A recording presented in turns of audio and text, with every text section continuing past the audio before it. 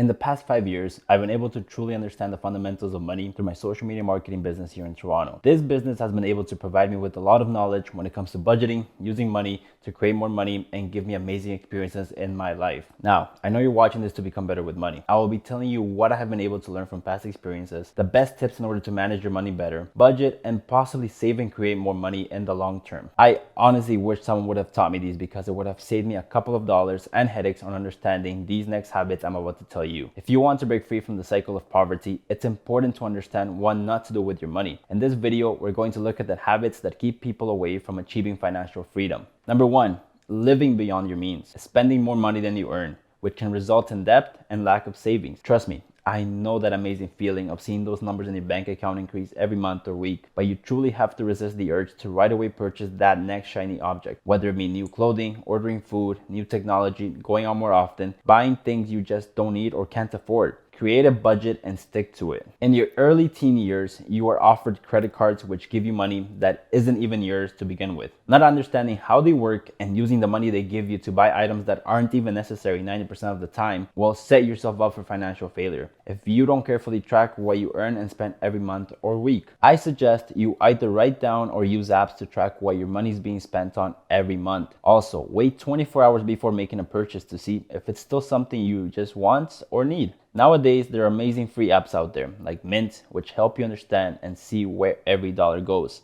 If you also want another way to do this, use Notion.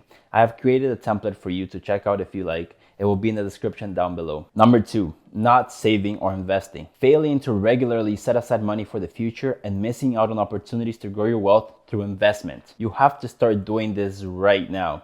If you aren't already, when money goes into your bank account, I need you to put 20% of it for investing or saving. This is a rule that I have lived by until this very moment, and trust me when I say the power of investing for years will compound and keep up with inflation. I know you may be thinking, why should I save or invest my money? I'm young and should spend every dollar because who knows, maybe tomorrow I won't be able to.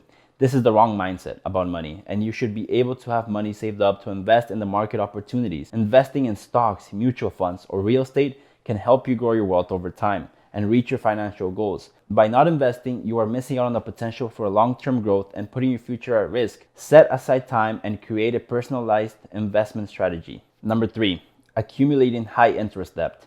Taking on loans with high interest rates, such as credit card debt, which can quickly spiral out of control and become difficult to repay. If you have any credit cards or loans, you know that interest comes with it depending on the bank.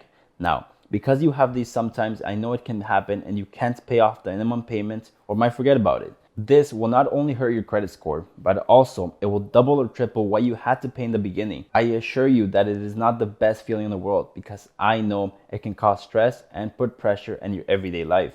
Make sure to set reminders. Pay off always the full amount if you can. If not, then just pay the minimum balance.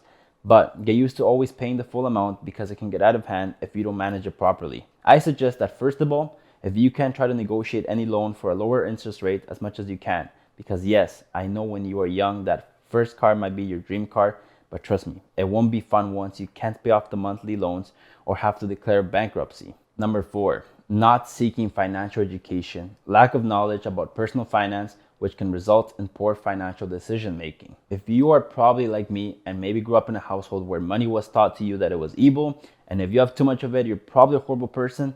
Let me tell you, it's not true at all. I started to research how money works and how to create more of it because I decided to move on my own and start my own business. The pressure came to me, so I was determined to make sure that I never have any money problems again in my life.